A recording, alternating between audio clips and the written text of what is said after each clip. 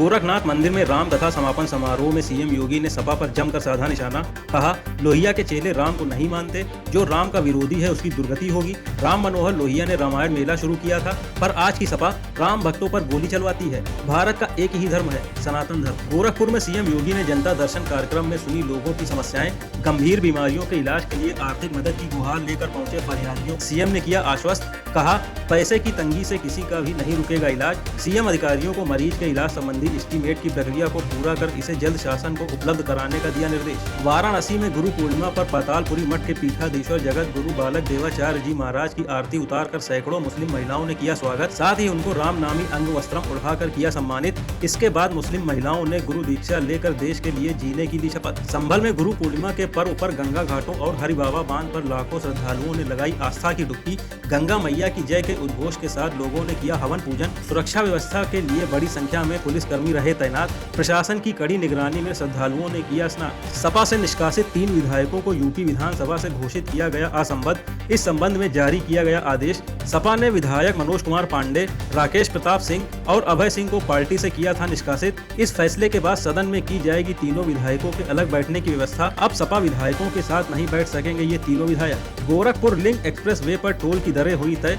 जिले के विभिन्न कस्बों तक बाइक से जाने में भी अब लोगों को देना होगा toll tax. Purvanchal express way से लखनऊ या गाजीपुर तक का सफर तय करने के लिए चुकाने होंगे 285 रुपए। अम्बेडकर नगर के अंबरपुर स्थित 14 परास टोल प्लाजा पर होगा टोल का भुगतान। यूपी के आबकारी विभाग के निवेश सम्मेलन में 15 कंपनियों ने शराब, बियर, वाइन और एल्कोहल उत्पादन के लिए दिया 4,320 करोड़ के निवेश का प्रस्ताव। आबकारी मंत्री नितिन अग्रवाल ने निवेशकों को हर संभव मदद देने का दिया आश्वासन। ISWAI की रिपोर्ट के अनुसार शराब से प्रदेश को मिला 56,000 करोड़ का राजस्व और 5.3 लाख लोगों को मिला रोजगार। सोनीपत के दीपक नाम के युवक की कांवड़ यात्रा श्रद्धा, प्रेम और संकल्प की बनी मिसाल। पिता के जीवन के लिए भगवान शिव से मांगी थी मन्नत। पिता की हालत सुधरने और अस्पताल से छुट्टी मिलने के बाद वो हरिद्वार से जमीन पर लेट कर ला रहे कांवड़। डॉक्टरों को जवाब देने के बाद सभी की टूट गई थी उम्मीद। अब हर कदम पर जमीन पर लेट कर दीपक निभा रहे भगवान शिव से किया वादा। बलरामपुर में जलालुद्दीन उर्फ छांगुर बाबा को लेकर ATS का एक और बड़ा खुलासा। बड़े स्तर पर मतांतरण करने की थी प्लानिंग। इसके लिए वो बलरामपुर में बंगले से लगे जमीन पर बनवा रहा था डिग्री कॉलेज। जमीन कम न पड़े इसलिए पास की 5 बीघा मजार की जमीन पर भी थी छांगुर की नजर। इसके बाद छांगुर आजमगढ़ को बना रहा था अपना दूसरा मुख्यालय। यूपी में मतांतरण के मास्टरमाइंड जलालुद्दीन उर्फ छांगुर बाबा की कोठी पर तीसरे दिन भी गरजे प्रशासन के 8 बुलडोजर। अब तक 250 स्क्वायर फीट हिस्से को किया जा चुका है ध्वस्त। बिल्डिंग के मुख्य पिलर को तोड़ने में प्रशासन के छूटे पसीने। 1 घंटे तक लगातार बुलडोजर गरजने के बाद ढहाया जा सका पिलर। लंबे समय तक बच्चा नहीं होने पर छांगुर बाबा के पास पहुंची थी नीतू। किसी ने छांगुर बाबा को पीर बाबा बताकर करवाई थी नीतू की मुलाकात। छांगुर बाबा ने उसको दी थी कुछ अंगूठियां और दवाइयां। नीतू और उसके पति नवीन छांगुर बाबा की बातचीत से थे बेहद प्रभावित। ऐसे में बलरामपुर आकर छांगुर के साथ रहने लगे थे दोनों। यूपी की योगी सरकार ने 16 अवैध मतांतरण के आरोपियों को दिलाई सजा।